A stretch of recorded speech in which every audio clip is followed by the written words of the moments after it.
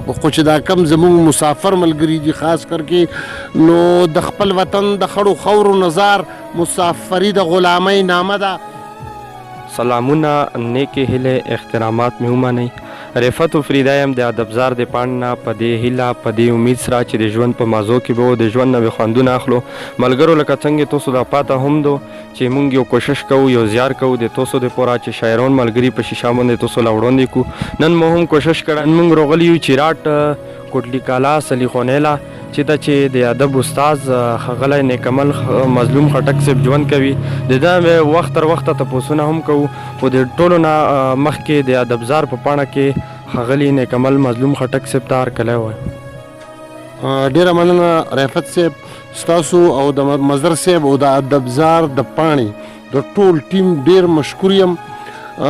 زما په خیال کې لکه تاسو چې کوم د دې پښتو د مورنۍ ژبې دپاره کم هلې ځلې کوئ نو د ډېرې ستاینې وړ دي. ډېره زیاته مننه د تاسو هم مننه کوو چې موږ له وخت راکړو. د ټولو نه مخکې خو زه دا یم چې د ملګرو سره پېژنګلو وکړه.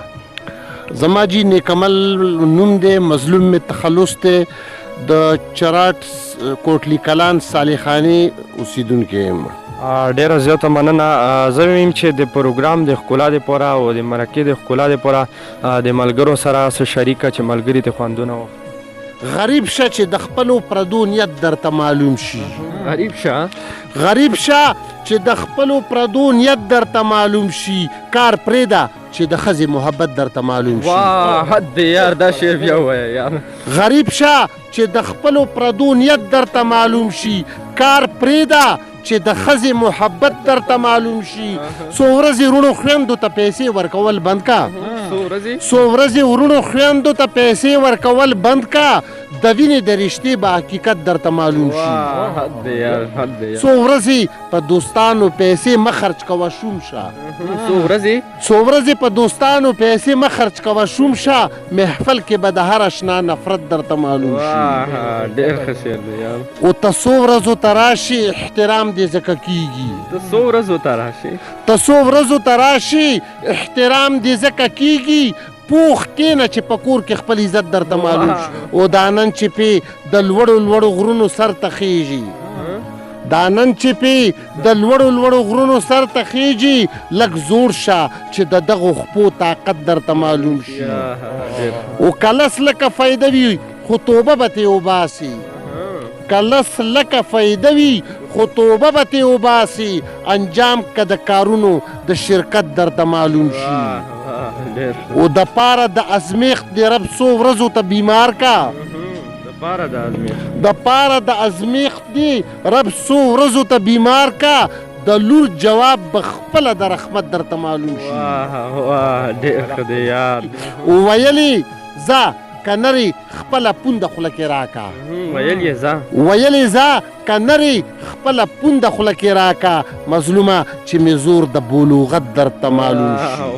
ډېر ښه، ډېر اعلی کلام. یقینا چې ملګرو به هم ته خوند اخیستی، موږ هم ته خوند واخیستو. نیک عمل مظلوم خټک صاحب نور شعرونه به هم اندینار وو، خو زه ویم چې د ملګرو سره یو تپوس دینه کوم چې ته مستقل د ادبي کومو غونډو سپوتې کېږي. زه جی په دې موجوده ټیم کې د چراټ پښتو ادبي سنګر د هغې صدارت ما سره دی. د هغې نه علاوه د دې نه وړاندې د برق پښتو ادبي جرګې کومه چې د پبو په سیمه باندې دا جرګې دي، د دوی 4 کاله صدارت ما کړی دی. د هغې نه علاوه انجمن ترقی پسند مصنفین هم یوه جرګه وه، د هغې بلا وخت ما صدارت کړی دی.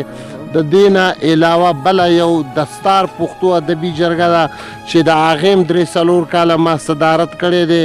دغسې د بلها چې مړه دا ټولې چې څومره هم دا جرګې دي ادبي، بس دا ټولې زموږ خپلې جرګې دي. ډېر لا یقینا چې ملګرو ته یو دا وي چې د پښتو ژبې ډېر زیات خدمت کړی رہی.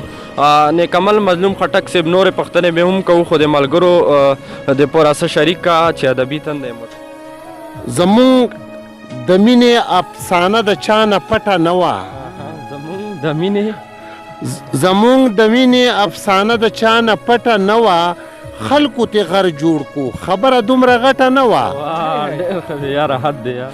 او ته به راتلې ورته په دې وجه مې نه بندوو ته به راتلې ورته په دې وجه مې نه بندوو ګینې زما خو ستا د چم دوکان کې ګټه نه وه او زه د ډولۍ په ورځ تر هغه وخته نه جړېدم زه د ډولۍ په ورځ تر هغه وخته نه جړېدم تر څو نیولي چې رقیب جنج کې لمټه نه وه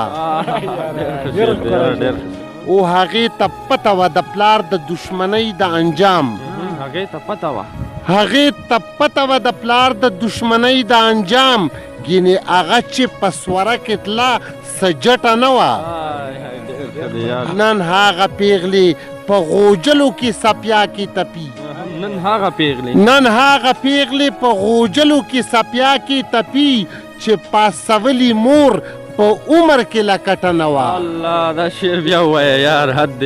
نن هغه پیغله په غوجلو کې سپیا کې تپي چې پاسولي مور په عمر کې لکټه نه وه زما خونیت درته تک سپینو د پیروي په شان زما خونیت درته تک سپینو د پیروي په شان خو ښکاري ستا مینه اشنا بې ملاوټه نه وه او دا ځل چې تا خپل استقبال کې مظلوم ونه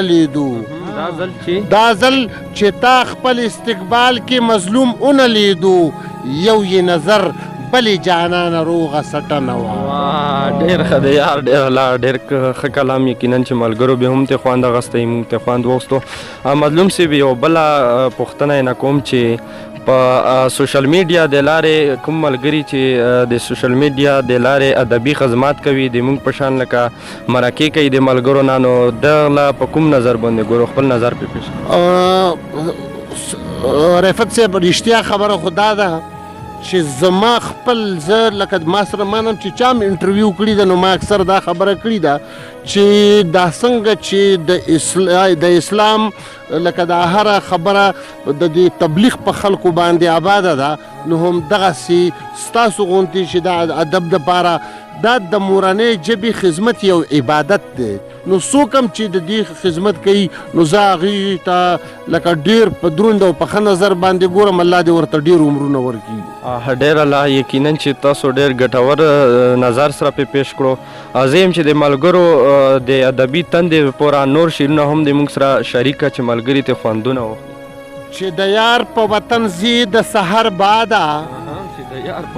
چې د یار په وطن زی د سحر باده لګي لاړ شه تر کوڅې د سحر باده اوستا قسم دې د سبا په پلوشو وي حال احوال به یې پوښتې د سحر باده او په مزه یې وي خوه زهیره نشي روی زلپې که خورې د سحر باده او ورته وایه نه د خپل په حال خبر کم نه زما حال تپوسې د سحر باده که یې وویل بېوسي د مجبوري ده ورته یادې که وعدې د سحر باده او قبلوي که په تحفه کې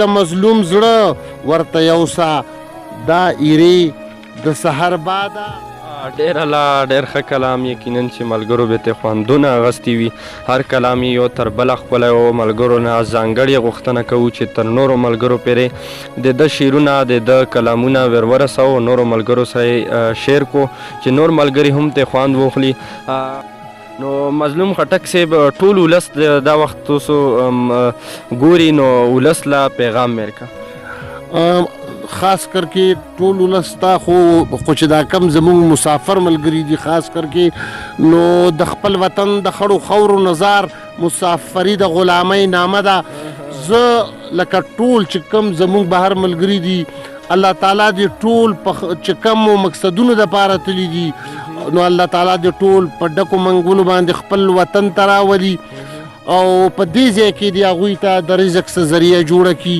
او مونږ ته چې څومره دوی وخت راکړو زمونږ ته توجه شو د دوی ټولو ډېر مشکور یم او ډېره مننه یې کوم ډېره زیاته مننه تاسو هم مننه کوو چې دومره وخت مونږ له وخت کلو د مظهر افریدي صاحب هم مننه کوو چې د مونږ سره یې پتو پاللو د نه غواړم بې اجازات د نیک عمل مظلوم خټک صاحب په دې شعر باندې چې د عامو 2 لکو کسانو نه مې یره نه شي د عامو 2 لکو کسانو نه مې یره نشي ښکلي که 2 مخې له راشي رانه وارخطا کي. والسلام.